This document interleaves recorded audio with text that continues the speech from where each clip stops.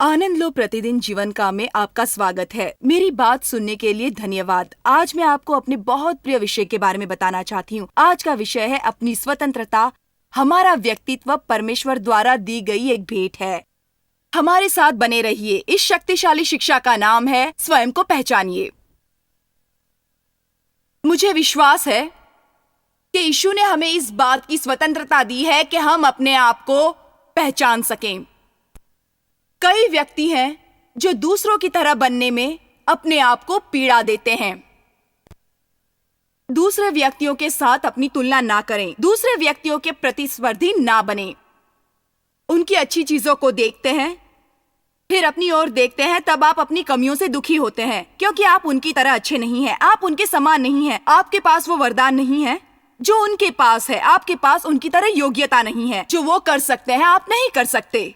अच्छा, आप क्या जानते हैं? मैं एरिक की तरह बाजा नहीं बजा सकता और न ही माइकल की तरह गा सकता हूँ, पर मैं उपदेश दे सकता हूँ। प्रत्येक व्यक्ति जो कर सकता है वो दूसरे भी कर सके, ये जरूरी नहीं है। हमें ये जानना जरूरी नहीं है कि हमें अच्छाइयाँ क्या है। हमें ये जानना है कि हमें बुराइयाँ क्या हैं और हमें उसके बारे में सोचना चाहिए। मैंने कहा कि हमें इस विषय में सोचना जरूरी है। हमें इस विषय में सोचने की बहुत जरूरत है। कुछ व्यक्ति दूसरों से तेज होते हैं। कुछ बच्चे पुस्तकों से सीखते हैं और कुछ बच्चे उदाहरणों से। आपको किसी दूसरे बच्चे से अपने बच्चे की तुलना नहीं करनी चाहिए। जैसे तुम अपनी बहन की तरह श्रेणी नहीं ला सके। अच्छा, हमारा छोटा लड़का हमारे स्टेट साइड कार्यालय में सीईओ है और बड़ा लड़का विदेशी कारोबार संभालता है। और जब वो बच्चा स्कूल से निकला वो बहुत ही खुश था। वो स्कूल से नफरत करता था। वो किताबें पढ़ना पसंद नहीं करता था। तब मैं सोचती थी कि ये बच्चा अपने जीवन में क्या कर पाएगा, क्या करेगा ये लड़का। और वो परमेश्वर के उपहारों तथा योग्यताओं से पूर्ण है। इसलिए वास्तव में आपके पास ऐसा बच्चा है जो नियमित रूप से नहीं पढ़ता है। इसका मतलब ये नहीं कि उसे कुछ भी नहीं आता। आप अपनी दूसरों के साथ तुलना करना छोड़ दें। अपने आप को पूर्ण समझें जैसा परमेश्वर ने बनाया है। मैं फिर से कहती हूँ, अपनी तुलना दूसरों से ना करें और स्वयं को पूर्ण समझें, क्योंकि परमेश्वर ने आपको पूर्ण ही बनाया है। शैतान एक चोर है। वो आपको आपसे चुराना चाहता है, आपसे ही। शैतान आपको आपसे चुराना चाहता है। वो आपको स्वतंत्र रखना नहीं चाहता। वो आपको आपका आनंद लेने नहीं देना चाहता। अधिकांश लोग नीचे की ओर गिर रहे हैं। उनकी ओर मत देखिए। वो कौन है, क्या कर रहे हैं। एक समय था जब मैं अपने व्यक्तित्व से घृणा करती थी। मैं अपनी आवाज से घृणा करती थी। मैं ऐसा और वैसा करना नहीं चाहती थी। अंत में मैंने इसे महसूस किया कि ये क्या है। अब क्या हो और क्या नहीं हो, आज की रात अच्छी रात है इसके आगोश में रहने की, क्योंकि तुम वही हो जो वो है। आमीन, आमीन। जो मैं हूं वो मैं हूं। मैं क्या हूं? मैं परमेश्वर की कृपा से हूं। उसी की कृपा से हूं। ये क्या है और मैं इसे कर सकता हूं। एक मिनट के लिए यह विश्वास करना शुरू कीजिए। उन लोगों का क्या जो आपसे संतुष्ट नहीं है? उनमें से अधिकांश किसी से भी संतुष्ट होने वाले नहीं हैं। आपने अपना पूरा जीवन उन्हीं के लिए बिता दिया, लेकिन फिर भी वो आपसे संतुष्ट नहीं है। संतुष्ट नहीं हुए, इसलिए आज रात में प्रत्येक जो भी यहाँ है और टीवी देख रहा है, उनसे कहना चाहती हूँ, उन व्यक्तियों को खुश करना छोड़ दीजिए।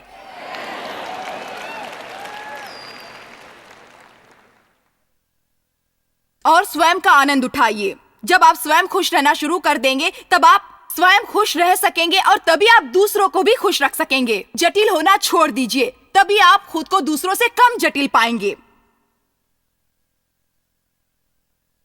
हम सभी उपहारों के साथ आते हैं और हम में कमियां भी होती हैं। हम शक्ति और कमजोरी के साथ आते हैं। हम उन चीजों को करते हैं जिन्हें कर सकते हैं। ऐसी चीजें भी हैं जिन्हें हम नहीं कर सकते। हम गलतियां करते हैं। हमें यह कहने में कोई भय नहीं है कि आप क्या जानते हैं कि आपने गलती की है। सीखने की प्रक्रिया में हम परमेश्वर की आवाज कैसे सुने, हम कभी कभी ये भूल जाते हैं। हम कहना चाहते हैं, मैंने सोचा मैं परमेश्वर को सुन रहा हूँ। ये प्रत्यक्ष था, मैंने उससे नहीं सुना, मैंने परमेश्वर को खो दिया। वे क्या है, जरा बोलो, ये क्या है? मैं परमेश्वर से दूर हो गया, मैंने परमेश्वर को नहीं सुना। मैं सोचता हूँ मैंने परमेश्वर की आवाज को खो दिया, मैंने बुरा काम किया, मुझे दुख है, दोबारा ऐसा नहीं करूंगा। क्या आपने मुझे सुना? हमें दूसरे लोगों की तरह अपने आप को पूर्ण समझने की बात छोड़नी चाहिए, जबकि हम पूर्ण नहीं हैं। उनमें से अधिकांश लोगों की बहुत समस्याएं होती हैं, आपसे भी अधिक समस्याएं। मुझे इस बात की परवाह नहीं कि लोग चर्च में कैसे काम करते हैं, परवाह इस बात की कि दरवाजे के पीछे क्या हो रहा है। प्रत्येक के पास चर्च रूपी चेहरा है। प्रार्थना करो। धन्यवाद यीशु। आमीन आमीन आमीन आमीन आमीन बहन, आमीन। हम प्रशंसा का बलिदान चढ़ाते हैं परमेश्वर को, सब मैं सौंपता हूं। जब रास्ता नहीं पाते तब आप घर पर क्या करते हैं? आप तब क्या करते हैं जब आपका बच्चा खाने की मेज पर दूध गिरा देता है? इसके संबंध में एक चीज है, जब तक दूध मेज की दरार में जाए, हमें मेज पे गिरे दूध को अच्छी तरह से साफ कर देना चाहिए, क्योंकि एक बार ये दूध दरार में गया तो ये सड़ जाता है, क्योंकि उस दरार में पहले का कचरा मौजूद है जिसे आपने पहले कभी साफ नहीं किया। जब दूध दरार में चला जाता है, मुझे याद है मेरा एक बच्चा हर रात कोई ना कोई चीज गिराता था। मैं चर्च में लीडर थी और बाइबल का अध्ययन चलाती थी और कुछ समय के लिए सामर्थ्य थी, और इतना ही नहीं, मैं दुष्ट आत्माओं को धमकाती थी और वहां से भगाती थी। मैं प्रतीक को सिखाती थी कि क्या क्या करना है, पर जब मेरा बच्चा दूध गिराता था तो मैं जंगली बन जाती थी। मुझे विश्वास नहीं होता, हर रात मुझे शांति नहीं मिलती। मैं हमेशा सोचा करती हूँ कब हम आराम से बैठेंगे और भोजन का आनंद लेंगे।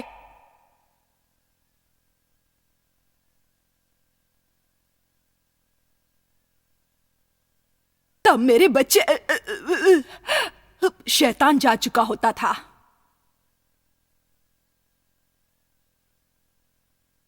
जब मैं किचन में पोछा लेने जाती थी जिससे मैं उस गिरे हुए दूध को साफ कर सकूं, तब मैं घर की दूसरी चीजों से भी टकरा जाती थी। मैं वास्तव में पागल हो जाती थी।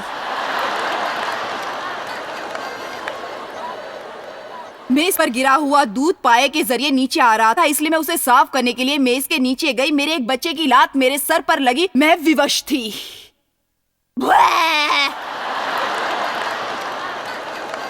क्या कोई मेरी भावनाओं को महसूस कर सकता है? उस मेज के नीचे पवित्र आत्मा मुझसे बोली, परमेश्वर को सुनने के लिए चर्च में होना जरूरी नहीं, आप परमेश्वर को कहीं भी सुन सकते हैं। उसने कहा, जॉयस क्या तुम जानती हो, तुम्हारे कितना भी गुस्सा होने से ये दूध फिर से ग्लास में नहीं जा सकता, इसलिए इस बहाव से ये सीखा जा सकता है कि बहाव के साथ कैसे चला जाए। क्या आप जानते हैं वो क्या कह रहा था? वो कह रहा था, ये क्या है, इसे समझो। हम हमेशा कोशिश करते हैं कुछ ऐसा करने की जो किसी ने नहीं किया। हम अच्छा काम कर सकते हैं, छोटी सी बात को लेकर दुखी होने की जरूरत नहीं है। हमें शांत रहना चाहिए। आमीन। आप विश्वास नहीं करेंगे कि मेरे साथ क्या हुआ। जब मैं इन सम्मेलनों में आ रही थी तो रास्ते में मेरी मुलाकात शैतान से हुई, और वो शैतान और कुछ नहीं, मेरी शांति छीनना चाहता था। आज रात मुझे मीटिंग में आना था और कॉलर पर इस्त्री ठीक से नहीं हुई थी। मैं खुद इस्त्री करना चाहती थी। मैं प्रेस लेने के लिए बढ़ी और मेरे हाथ से इस्त्री गिर गई। मैं सही कह रही हूं, विश्वास कीजिए।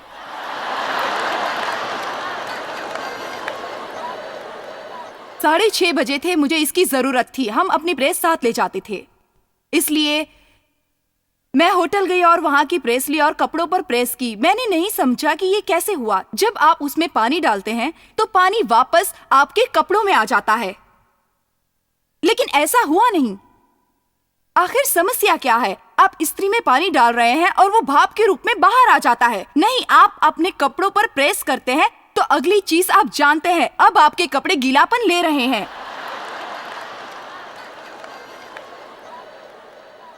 मैं इस प्रकार की बेकार की बातों को सोचती हूँ। महीने में 3 बार डॉक्टर के पास जाती हूँ।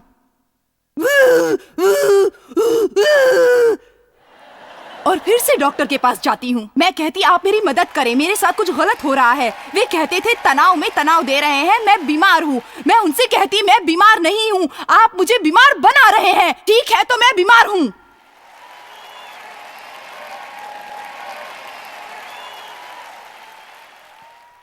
इस साइकिल से आप कितनी बार जाते हैं? तुम डॉक्टर के पास जाओ और वो आपको बताएंगे कि आप पर तनाव नहीं है। वे आपको पागल बताएंगे। क्या कि उन्हें आप में कुछ गलत दिखता ही नहीं है? क्या आप जानते हैं, मैं तनाव से मुक्त हूँ, मैं प्रसन्न हूँ। मैं डॉक्टर के पास भी कम जाती हूँ। मैं अपने आप को स्वस्थ महसूस करती हूँ। मुझ में परिवर्तन आ गया है। मैं ये सुनकर गर्व महसूस करती हूँ। आमीन। इसलिए मैं इस बात से प्रभावित नहीं होती कि व्यक्ति चर्च में जाकर किस प्रकार का कार्य करते हैं। मैं तो उसी तरह आमीन कहती हूँ जैसे हर कोई कहता है। लेकिन ये वही है जो कि बंद दरवाजों के पीछे होता है। अगर कोई धार्मिक बातें करता है और वचन के संदर्भ देता है तो आपको उसके पीछे चलने की कोई जरूरत नहीं है।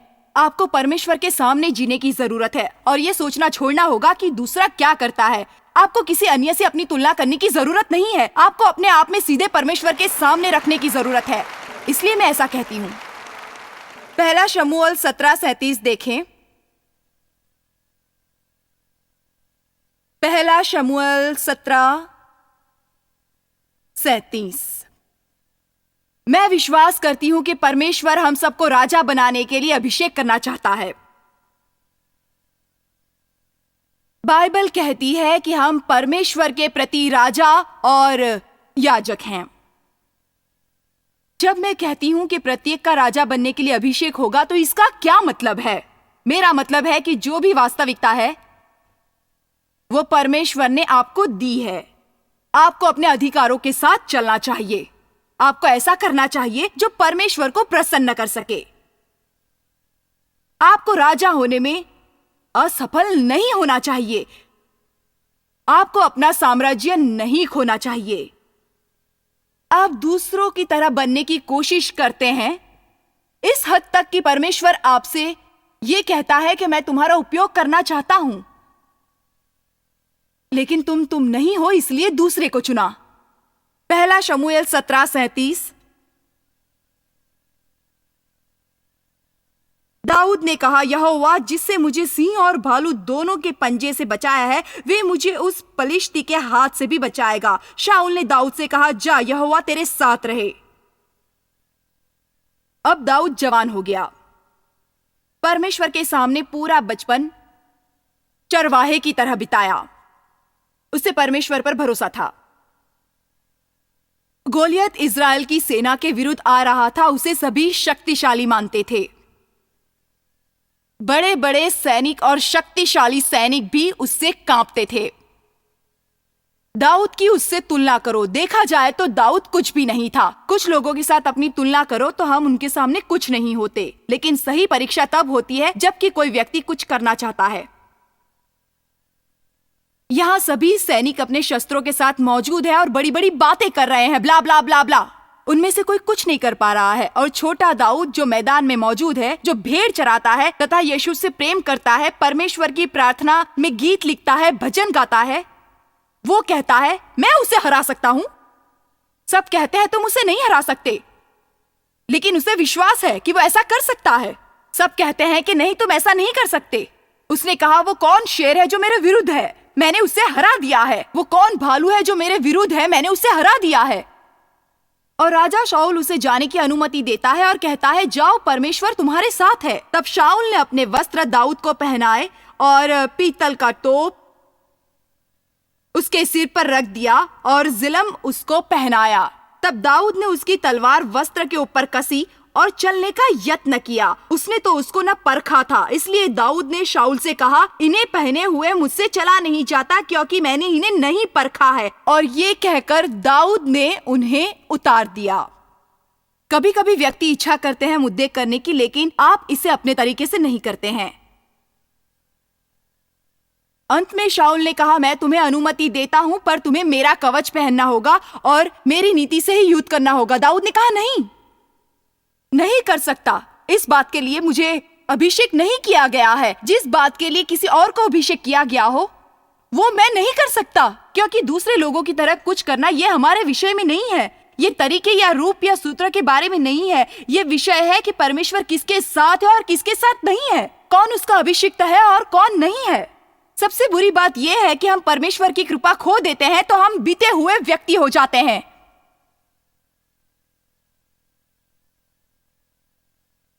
दाऊद परमेश्वर में विश्वास रखता था, पर शाऊल के कवच में विश्वास नहीं रखता था। शाऊल ने कहना शुरू किया, परमेश्वर तुम्हारे साथ है, लेकिन परमेश्वर के साथ चलकर वो सफल हो जाएगा, इस बात पर उसे बिल्कुल भरोसा नहीं था। दाऊद ने कहा, मैं ऐसा नहीं कर सकता। उसके पास गोलियत को हराने का एक रास्ता था। वचन 40, तब उसने अपनी लाठी हाथ में ली और नाले में से 5 चिकने पत्थर छांट कर निकाले। क्या कल्पना कर सकते हैं कि उन्होंने उस बच्चे के बारे में क्या सोचा होगा? उसके पास कोई कवच नहीं, ना कोई हथियार। वो पानी में जाता है और खोजकर 5 पत्थर निकालता है और उन पत्थरों को अपने झोले में रखता है और अपना गोफन हाथ में लेकर पलिश्ती के निकट गया। जब पलिश्ती उठकर दाऊद का सामना करने के लिए निकट आया, तब दाऊद सेना की ओर पलिश्ती का सामना करने के लिए फुर्ती से दौड़ पड़ा। बाइबल कहती है कि दाऊद लड़ाई की रेखा की ओर दौड़ा। कभी कभी हम सोचते हैं कि वो मारा जाएगा। परमेश्वर हमें कुछ करने के लिए विश्वास देता है, लेकिन हम सोचते हैं कि हम मारे जाएंगे। ओह परमेश्वर, मैंने क्या कर दिया? वो जानता है कि परमेश्वर उसके साथ है। परमेश्वर के वचनों को साथ लिए वो कहता है, दाऊद ने पलिश्ती से कहा, तू तो तलवार और भाला और साग लिए मेरे पास आता है, परंतु मैं सेनाओं के यहोवा के नाम से तेरे पास आता हूँ, जो इजरायली सेना का परमेश्वर है, और उसी को तूने ललकारा है। आज के दिन यहोवा तुझको मेरे हाथ में कर देगा और मैं तुझको मारूंगा और तेरा सिर तेरे धड़ से अलग करूंगा, और मैं आज के दिन पलिश्ती सेना के शव आकाश में पक्षियों और पृथ्वी के जीव जंतुओं को दे दूंगा। तब समस्त पृथ्वी के लोग जान लेंगे कि इजराइल में एक परमेश्वर है। जो मैं कह रही हूं क्या आप समझ रहे हैं? स्पष्ट रूप में इस बात का प्रश्न नहीं है कि क्या आपके पास है और क्या आप नहीं कर सकते। हमारे जीवन में सिर्फ एक ही बात महत्व रखती है कि क्या परमेश्वर हमारे साथ है या परमेश्वर साथ नहीं है। जब मैंने पिछली रात को दूरदर्शन पर एक मुलाकात देखी, अब सुनिए, मैं वहां बैठ गई। मैंने पसंद किया। मैंने एक उपहार के रूप में कार्य किया। मेरा मतलब यह है, मैं नहीं जानती थी उन्हें क्या पूछना था। मुझे कोई कल्पना नहीं थी। मैं वहां जाकर बस आराम से बैठ गई। आप सोचेंगे मैं इसके लिए 100 सालों से अभ्यास कर रही थी। क्या आप जानते हैं?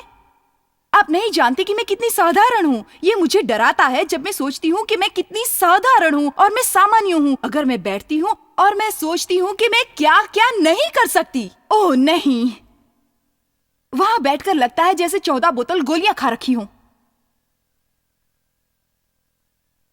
किसी ने मुझसे पूछा कि क्या आप डरती नहीं, क्या आपको डर नहीं लगता? मैंने कहा कि आप क्या जानते हैं, मैं कभी इसके बारे में सोचती भी नहीं हूँ। मैं जब भी मुंह खोलती हूँ परमेश्वर का नाम लेती हूँ। परमेश्वर, या तो आप मेरी मदद करो क्योंकि मैं आपका नाम जप रही हूँ, नहीं तो हमें लोग मूर्ख समझेंगे।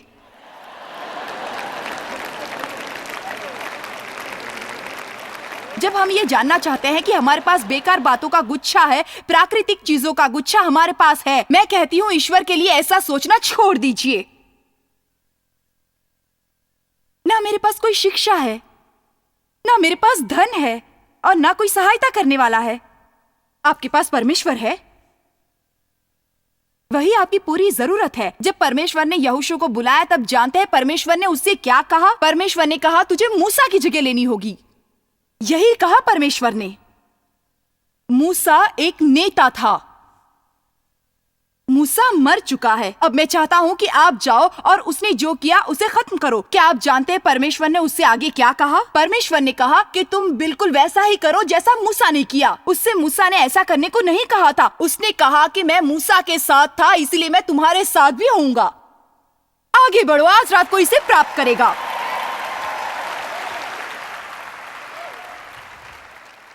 अच्छा, मुझे डर था क्योंकि मैंने इसे पहले कभी नहीं किया था। तुम जो करना चाहते हो पहले उसका अभ्यास कर लो।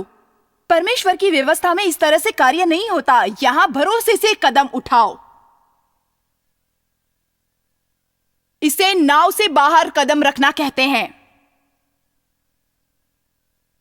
पतरस हमेशा छोटे मुंह बड़ी बात किया करता था। उसने अपने अच्छे समय में बहुत बुरे काम किए थे जिसमें यीशु को इनकार करना भी शामिल था। फिर भी यीशु ने उससे प्रेम रखा और उसे उपयोग में लाया और उसे एक महान प्रेरित बनाया। पतरस की इस मूर्खतापूर्ण बातों के बावजूद भी यीशु ने उसका उपयोग किया क्योंकि वो नाव से बाहर कदम रखना चाहता था।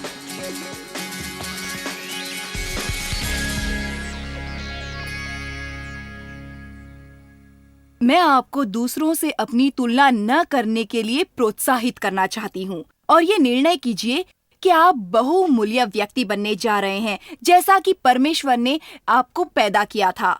आप में से कुछ आज इस कार्यक्रम को देख रहे होंगे। ये विश्वास का वास्तविक कदम होगा क्योंकि आपने दूसरों से अपनी तुलना करने में अपना अधिकांश समय गंवा दिया, ये सोचने में कि जो होना चाहते थे वे आप नहीं हो पाए। जानते हैं ऐसा क्यों? परमेश्वर दूसरों की तरह बनने में आपकी मदद नहीं करना चाहता। उसने जिस तरह आपको बनाया है उसी तरह बनने में वो आपकी मदद करना चाहता है। आपको अपने आप को सुधारने की जरूरत है। इस सूचना को नोट करें और आज ही अपनी प्रति प्राप्त करें। मेरे साथ बने रहिए। अंत में कुछ बातें बताने के लिए मैं लौट कर आ रही हूँ।